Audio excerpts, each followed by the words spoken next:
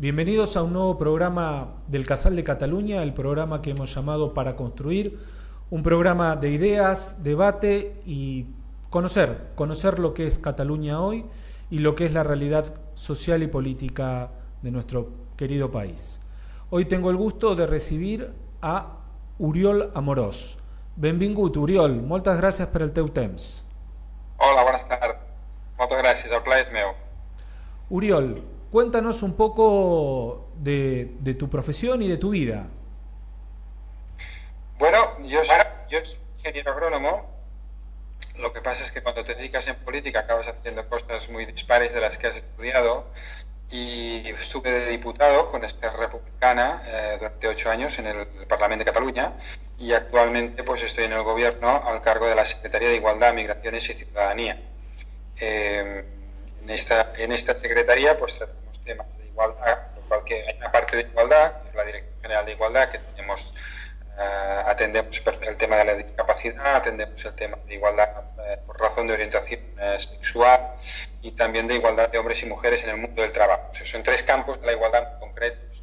Y luego también en esta secretaría llevamos los temas de inmigración. Más concretamente, puesto que el Estado es quien lleva la política de extranjería, de las cuestiones relativas a los papeles, a la gestión de los flujos migratorios, nosotros trabajamos sobre todo en la cuestión de la integración, de la acogida, de cómo hacer que aquellas personas que han venido a nuestro país, pues poco a poco se sienten parte de este país y acaben siendo ciudadanos de pleno derecho. ¿Cómo está la relación de la igualdad de género? ¿Cómo es el estado que vos analizas de esa situación? No entendí. Con respecto a la igualdad de género, ¿en qué estado ves la situación de Cataluña? Bueno, nosotros tenemos la intención, la voluntad de ser una sociedad igualitaria para las mujeres, pero todavía estamos muy lejos de ello. Por el mismo trabajo, todas las mujeres cobran menos, la inserción laboral de las mujeres está por debajo y sobre todo en los cargos directivos también. Ahora, es una situación que está cambiando, que hay que trabajar en muchos campos. Estamos en este momento, por ejemplo, desarrollando los planes de igualdad en las empresas y es a lo que dedicamos más esfuerzo. Porque, insisto, nuestro campo de trabajo en igualdad hombre-mujer es estrictamente trabajo. Luego está el Instituto Català de las Donas, que trabaja muchos más temas. En nuestra secretaría es sobre todo en el ámbito del trabajo y lo que estamos haciendo es un montón de planes de igualdad empresa por empresa, enseñando a las empresas cómo tener buenas prácticas para tener igualdad de oportunidades y sin discriminación de género. ¿Y cuál sería el grupo que más está migrando a Cataluña? ¿De qué No, pueblo? no he entendido la pregunta, ¿la puedes repetir? Sí, ¿cuál sería la población? ¿De qué país están recibiendo más migrantes en Cataluña? Bueno, Cataluña es un país que ha tenido una gran inmigración a lo largo del siglo XXI. De hecho, somos el país de Europa que más ha cambiado la población. Hemos pasado de ser 6,3 millones en 1997 a ser 7 millones y medio en la actualidad, pero ya somos 7 millones y medio desde 2010, ¿no? Con lo cual, en apenas 13 años hubo un incremento de población del 20%. Esto quiere decir tenemos personas de 183 nacionalidades distintas si tenemos en cuenta las nacionalidades que recoge la ONU. Luego hay otras nacionalidades como la catalana que no están en la ONU, pero también existen. Pero 183 nacionalidades y personas que hablan, hemos contado, hasta 300 lenguas distintas. El grupo más numeroso es el grupo marroquí, si lo miramos por nacionalidades. Si lo miramos por orígenes continentales, Latinoamérica, pues entonces tiene una parte muy importante. Más o menos, si hay 1.100.000 inmigrantes, alrededor de 300, entre 300 y 400.000 son de origen latinoamericano. Un tercio amplio también serían africanos y un tercio más pequeño serían asiáticos. El primer grupo es Marruecos, luego tenemos Pakistán, tenemos Colombia, tenemos Rumanía, tenemos un montón de países. Argentina está siempre ha estado entre las 15 primeras nacionalidades, más o menos, pero hay una gran variedad. Te cambio un poco el rumbo de tu trabajo cotidiano. ¿Cómo ves el proceso en este momento? Bueno, he entendido una parte de la pregunta que creo que era la fundamental, que es ¿cómo ves el procés? ¿Es eso? Exactamente. Estamos con un pequeño problema de Bueno, yo comunicación. creo que han ocurrido muchas cosas, ¿no? Y que hay una muy importante, yo diría trascendental, que es que ya hemos ganado en el campo de la conciencia, ¿no? De la libertad. Es decir, hay un consenso muy amplio en Cataluña de que son los catalanes que deben decidir su futuro y que lo deben decidir pacíficamente, que lo deben de decidir mediante el voto y que evidentemente cuando se expresan opiniones políticas distintas pueden ejercer tensiones, pero esta tensión que existe en el ámbito político no se ha trasladado en el ámbito social. Es decir, hemos decidido que somos un solo pueblo, que vamos a vivir juntos, que vamos a decidirlo democráticamente y que vamos a hacerlo pacíficamente. Y esto es algo que 10 años atrás mucha gente ni siquiera se atrevía a pensar de que habría un día en el que pondríamos las urnas y sería la población la que decidiría en libertad. Luego está que, por supuesto, delante de la opción de si independencia sí, independencia no, pues hay una discrepancia mayor entre la población, ¿no? Y entonces hay una parte que dice que sí y una parte que dice que no. Pero en lo que hay una amplísima mayoría es en el derecho a decidir. Bueno, todo esto no lo ha entendido el gobierno del Estado, ¿no? El gobierno del Estado simplemente ha tenido una actitud de rechazar el diálogo político, de rechazar la realidad política, de rechazar la existencia de Cataluña como nación, como sujeto soberano que quiere decidir su futuro y ha decidido hacer una interpretación restrictiva de las leyes en el sentido de decir, bueno, aquí no hay cuerpo político, Cataluña no existe como sujeto, entonces los catalanes no pueden decir nada. Pero claro, ocurre que la inmensa mayoría de los catalanes tenemos conciencia de ser una nación, ¿no? Algunos creen que la mejor solución para Cataluña es la independencia, otros creen que la mejor solución para Cataluña es un Estado confederal o un Estado federado o un tipo de relación similar a la actual pero con un poco más de autonomía.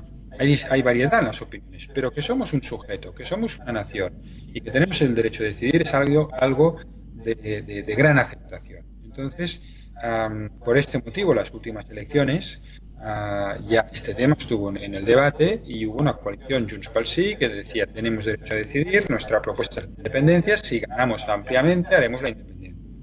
Había otra coalición que era la CUP, la Candidatura de Unidades Populares, que decía lo mismo, pero desde una perspectiva de la izquierda radical. Había un grupo de izquierdas, Catalunya Sí que es pot, que decía tenemos derecho a decidir y en este caso nosotros no tenemos claro si queremos la independencia o no la queremos, pero también queremos decidir. Bueno, la suma de estas tres candidaturas dan una amplia mayoría en el Parlamento y no todos son independentistas. El grupo Catalunya Sí que es pot no es independentista, aunque tiene miembros que sí lo son de independentistas, ¿no? Entonces lo que vamos a hacer es esto, cumplir el mandato electoral, es decir, vamos a organizar un referéndum, vamos a dar la oportunidad a los catalanes que sean ellos que deciden. Si los catalanes votan que no, pues al gobierno actual le va a saber muy mal, se va a sentir desautorizado, pero lo va a respetar, porque nuestra voluntad es estrictamente democrática, entonces nosotros lo vamos a respetar. Si sale un no, pues nos vamos a sentir desautorizados, por lo tanto el gobierno va a dimitir y se habrá nuevas elecciones, pero lo vamos a respetar. Ahora bien, si gana el sí, nos parece lógico pedir, incluso nos parece razonable exigir la misma actitud democrática, el mismo respeto.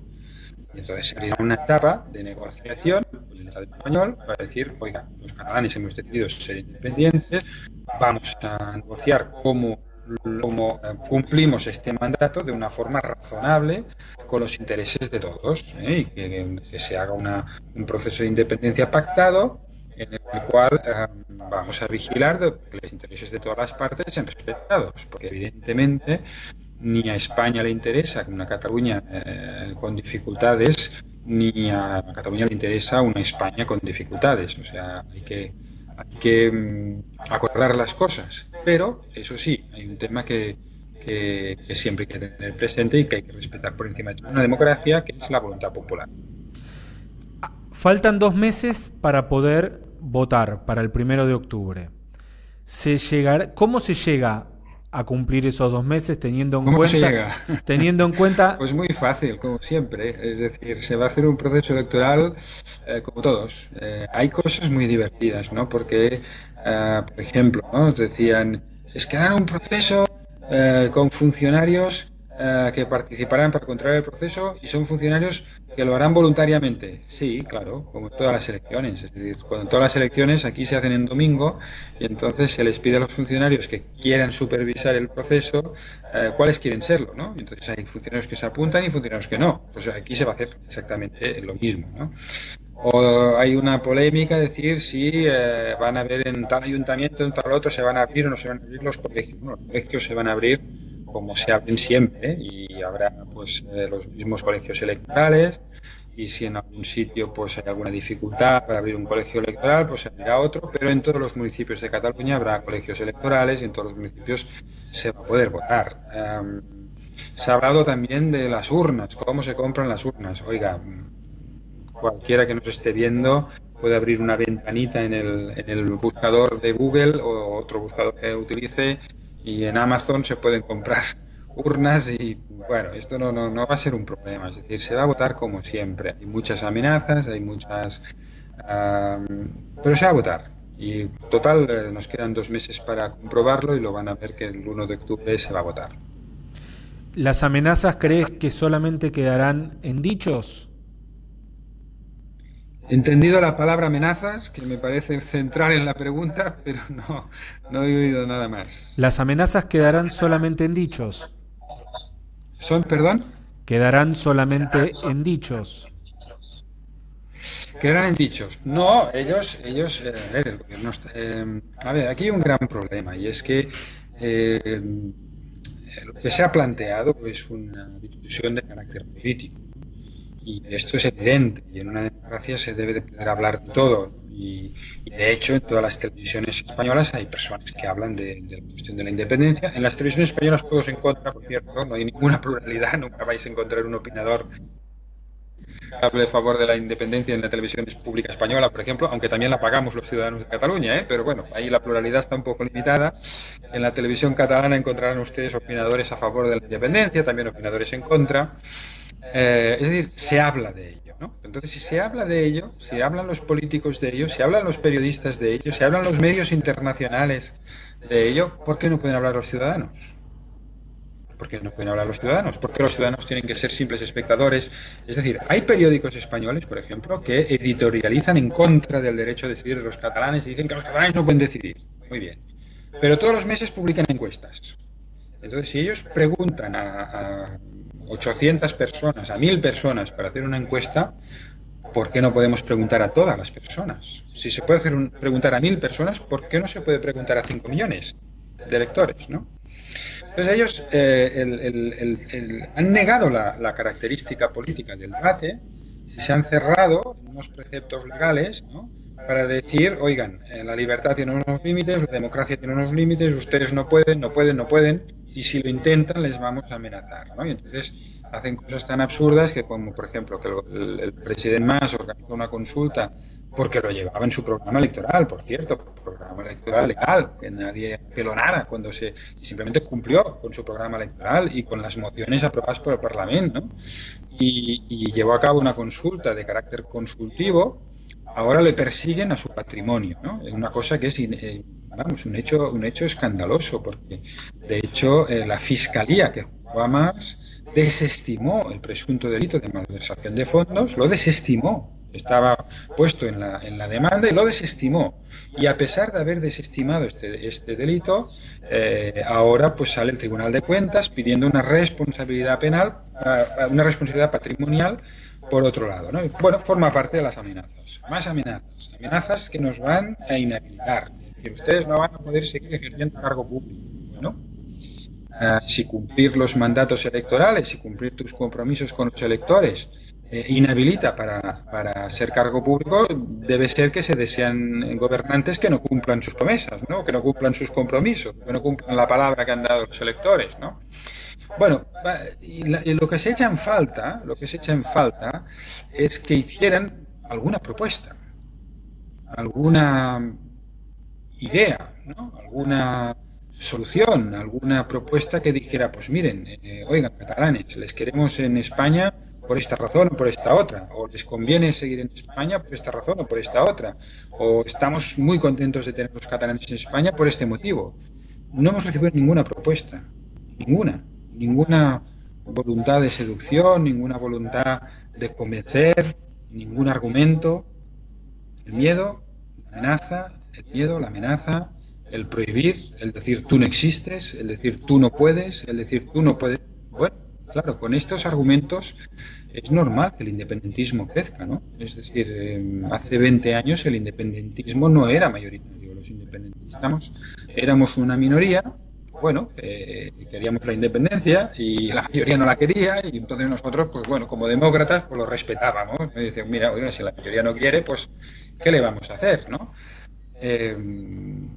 Pero claro, es que no ha habido ninguna propuesta. Y además es muy absurdo, porque yo creo que la escena internacional lo está viendo, ¿no? El mismo New York Times, el Washington Post, el Financial Times, por decir, medios de referencia, ¿no? De lo que es el establishment o de lo que es el orden mundial, ¿no? Del país más poderoso, etcétera, ¿no? Pero podríamos encontrar también prensa argentina, prensa uruguaya, prensa de otros sitios que han dicho, oigan, estamos sorprendidos de que el señor Rajoy, delante de una cuestión política, no haya hecho ninguna propuesta.